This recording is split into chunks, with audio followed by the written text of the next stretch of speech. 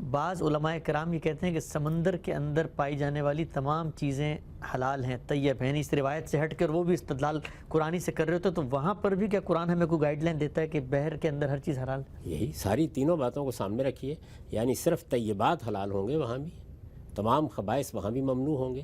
خبائث فضا میں ہیں، خبائث زمین پر ہیں، خبائث سمندر میں ہیں۔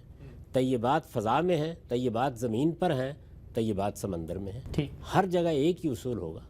یعنی اگر مثال کے طور پر کوئی آدمی سمندر میں بال و براز کرے جائز ہو جائے گا؟ نہیں، ہاں اچھی مثال ہے۔ یعنی فرض کیجئے کسی جانوری کا مل جائے آپ کو، نہیں، ہر چیز کے بارے میں یہی اصول ہوگا۔ قرآن مجید کا طریقہ یہ ہے کہ وہ ایک پرنسپل واضح کرتا ہے، ایک اصول بیان کرتا ہے، اور اس کے بعد وہ آپ کو اس بات پر آمادہ کرتا ہے کہ اس کا اطلاق آپ کریں۔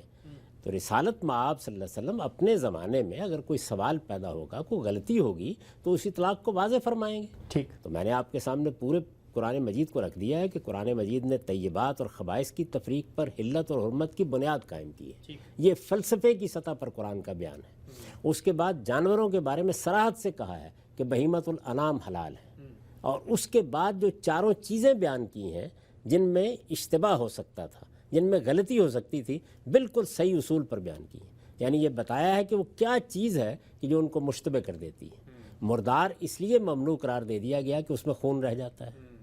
خون کا پینا اس لیے ممنوع قرار دے دیا گیا کہ اس میں درندگی کا احساس پیدا ہوتا ہے۔ سور کو اس لیے ممنوع قرار دے دیا گیا کہ وہ درندے اور چرندے کے درمیان مشتبہ جانور بن کے رہ گیا ہے۔ تو اب اللہ ہی فیصلہ فرما سکتے تھے، انہوں نے فیصلہ فرما دیا۔ اسی طرح سے وہ جانور کہ جس پر آپ نے اللہ کا نام نہیں لیا، اس کو ممنوع قرار دے دیا گیا کہ یہ گویا اللہ کی نافرمانی کے ساتھ ایک چیز کی جان لے لی گئی ہے۔ تو بالکل واضح طریقے پر حلت حرمت کے پورے ضابطے کے حدود قرآن نے واضح کر دیے۔ اب ظاہر ہے کہ اسی اصول کو سامنے رکھ کر رسالت مآب صلی اللہ علیہ وسلم نے کوئی بات فرمائی، انہی اصولوں کو سامنے رکھ کے آج کا عالم کوئی بات کہتا ہے۔ یعنی جب ہمارے سامنے کوئی مسئلہ آتا ہے کہ فلاں جانور کے بارے میں بتائیے، فلاں چیز کے بارے میں بتائیے، تو یہی اصول ہیں جن کو سامنے رکھ کر ہم بھی یہ حکم لگاتے ہیں۔ اس کا یہ مطلب نہیں کہ آپ اللہ کی کتاب کو منسوخ کر رہے ہیں یا ترمیم کر رہے ہیں یا تغیر کر رہے ہیں، کہ آپ پوری کی پوری جانوروں کی، درندوں کی، چرندوں کی، پرندوں کی فہرستیں قرآن میں بتائی جاتی، اصول بتا دیے گئے ہیں، ان کا اطلاق کیا جائے گا۔ اطلاق پیغمبر نے کر دیا، سبحان اللہ، علماء کرتے ہیں، یہ ان کی ذمہ داری ہے کہ وہ کریں۔ اس میں غلطی ہو جاتی ہے، کوئی دوسرا عالم تصحیح کر دیتا ہے۔ ٹھیک، ہم سب آپ نے بہت ہی خوبصورتی سے بتایا، اور میں یہ کہوں گا یہاں پہ کہ اس سے خود جو روایت ہے اس کا مقام اور اس کا جو مرتبہ ہے وہ کیسے واضح ہوتا ہے کہ قرآن مجید کے ان جو پوشیدہ گوشے تھے انہی کا بیان اس میں مضمر ہے، سامنے آتا ہے۔ ایک اور مثال آپ کے سامنے میں رکھتا ہوں، وقت ہمارے پاس کم ہے، وہ یہ کہ قرآن مجید میں وضاحت سے، صراحت سے لفظوں میں لکھا گیا ہے کہ چور مرد ہو عورت ہو چوری کرے گا ہاتھ کاٹے جائیں گے۔ روایت میں آتا ہے رسول اللہ صلی اللہ علیہ وسلم کی نسبت سے کہ میوہ درخت پہ لٹکتا ہو، بکری پہاڑ پہ چڑھتی ہو، کوئی چرا لے یا کھا لے تو اس کو یہ سزا نہیں دی جائے گی۔ ہاں اگر بکری باڑے میں اور میوہ کھلیان سے میں پہنچ جائے تو اب اس پر چور کا اطلاق ہوگا۔ لفظ واضح ہے، سارے کا وہاں کہا گیا، لیکن یہاں ہم دیکھتے ہیں کہ ایک تخصیص آیت کر دی گئی ہے جس کی وجہ سے سب چوروں کو نہیں، رسول اللہ کہتے ہیں کہ ان چوروں کو نہیں دیا جائے گا۔ تو اب کلام میں تو صرف چور چور چور لکھا ہو۔ یہ قرآن مجید کو جب آپ پڑھتے ہیں، جب آیات کو پڑھتے ہیں، تو لفظ کو آپ زیر غور لائیے۔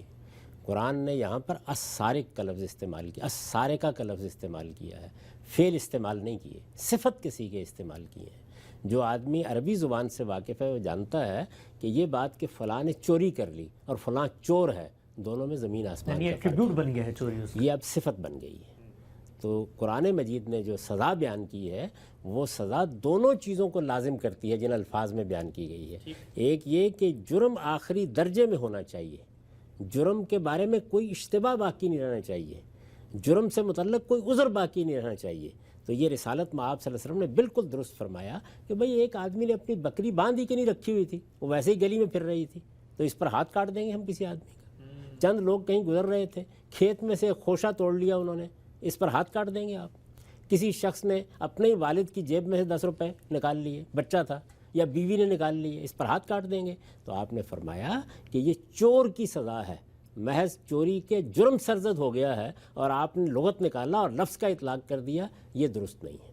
اچھا، پھر دوسری چیز کیا ہے، اس کو خود قرآن نے واضح کیا، وہ یہ کہ حالات دیکھے جائیں گے۔ یعنی جرم کا ارتکاب جس سے ہوا ہے اس کے حالات بھی دیکھے جائیں گے. چوری تو ہو گئی ہے, آخری درجے میں ہو گئی ہے, اندر ہی سے ہوئی ہے, بکری کو باڑے ہی سے چرا لیا گیا ہے, کھلیان ہی سے کھیت لوٹ لیا گیا ہے, لیکن لوٹنے والے کے احوال دیکھے جائیں گے.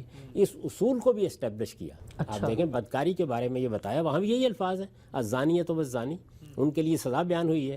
لیکن دوسری جگہ اللہ تعالیٰ نے بتایا کہ یہ دیکھیں گے کہ جن لوگوں کو آپ سزا دے رہے ہیں کیا ان کی اخلاقی تربیت ہوئی تھی, ان کا شعور کیسا تھا, ان کو ماحول کیا ملا تھا. چنانچہ لونڈی غلام موجود تھے, فرمایا نہیں سزا دی جائے گی ان کو. اور اگر وہ پورے اہتمام کے ساتھ رکھے گئے, ان کی تربیت کی گئی, ان کو پاک دامن رکھنے کی جدوجہد کی گئی, اس کے باوجود بھی اگر وہ غلطی کرتے ہیں اور زنا جیسے جرم کا ارتکاب کر لیتے ہیں تو آدھی سزا دی جائے گی. اچھا, تو یہ اصول قرآن نے بیان کیے ہیں. اس کو میں نے بیان کیا ہے, بارہا بیان کیا ہے کہ یہ سزائیں آخری سزائیں ہیں, انتہائی سزائیں ہیں. یہ اس وقت دی جائیں گی جب جرم اپنی نوعیت کے لحاظ سے, مجرم اپنے حالات کے لحاظ سے کسی رعایت کا مستحق نہیں رہتا. ٹھیک. تو جرم کو بھی آخر درجے میں دیکھا جائے گا. یعنی فی الواقع یہ وہ جرم ہے کہ جس کے مرتکب کو آپ چور کہہ سکیں. سمجھ رہے ہیں نا, سمجھ گئی بات. لفظ چور استعمال کیا یعنی گیا میں ہے. چلتی پھرتی یہ چیز اٹھانے پہ رسالت چور ہوں. مآب صلی اللہ علیہ وسلم نے لفظ کی جو قوت ہے اس کو بیان کیا ہے, سبحان اللہ. اس کا اطلاق بیان کیا ہے, اور لوگوں کو یہ بتایا ہے کہ اس اللہ کی کتاب کے اوپر تدبر کیا کرو, اس کے اندر اتر کر اس کو دیکھا کرو. تو جہاں بھی قرآن مجید میں چور کی سزا بیان ہوئی ہے یا بدکاری کی سزا بیان ہوئی ہے, وہاں خود سیغے بتا رہے ہیں کہ وہ زانی کی سزا ہے اور یہ چور کی سزا ہے. ٹھیک. ایک بات. اور چور کون ہوتا ہے, ظاہر ہے کہ اس میں آپ جرم کی نوعیت متعین کریں گے. وہاں بھی دیکھیے کہ رسالت مآب صلی اللہ علیہ وسلم کے سامنے جب کوئی زانی آیا ہے تو آپ نے دسیوں سوالات کر کے متعین کیا ہے کہ حقیقی معنی میں اس کبھی جرم کا ارتکاب کیا ہوا ہے. یعنی اس کے اوپر فی الواقع بدکاری یا زنا کا لفظ بولا جا سکتا ہے. جرم کی نوعیت طے کی. جرم کی نوعیت طے کی ہے, اور پھر مجرم کے احوال پوچھیں. یعنی اس کے قبیلے والوں سے پوچھا ہے, اس کے حالات کی تحقیق کی ہے, یہ معلوم کرنا چاہا ہے. اور میں نے آپ کو بتایا کہ خود قرآن نے یہ تعلیم دی ہے. تو دو باتیں دیکھی جائیں گی. یعنی یہ دیکھا جائے گا کہ جرم کی نوعیت کیسی ہے, یہ دیکھا جائے گا مجرم کے احوال کیا ہیں. یہ جو عام طور پر لوگ بیان کرتے ہیں کہ سیدنا عمر نے عام الرمادہ میں جب قحط پڑ گیا تو چوروں کے ہاتھ نہیں کاٹے, ان کا خیال ہوتا ہے کہ یہ اللہ تعالیٰ کی سزا منسوخ کر دی ہے. نہیں, حالات نہیں ہیں. اچھا, ایسے حالات پیش آ گئے ہیں جن میں یہ سزا نہیں دی جائے گی.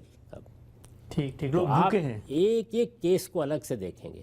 یہ انتہائی سزائیں ہیں, اس وقت دی جائیں گی جب جرم اپنی نوعیت کے لحاظ سے, مجرم اپنے حالات کے لحاظ سے کسی رعایت کا مستحق نہیں رہا. اب اس کو یہ سزا دینی ہے. اور میں اس پر بحث کر کے بتا چکا ہوں کہ حالات کو آپ مجرم کی عمر کے لحاظ سے دیکھیں گے, اس کے ماحول کے لحاظ سے دیکھیں گے, اس کی اخلاقی تربیت کے لحاظ سے دیکھیں گے, اس کو میسر معاشی ضرورتوں کے لحاظ سے دیکھیں گے. اسی طریقے سے آپ اس کے دینی شعور کے لحاظ سے بھی دیکھیں گے. ٹھیک ٹھیک ٹھیک. اس کے بعد اگر وہ کسی سزا کا مستحق ہوتا ہے تب یہ سزا دی جائے.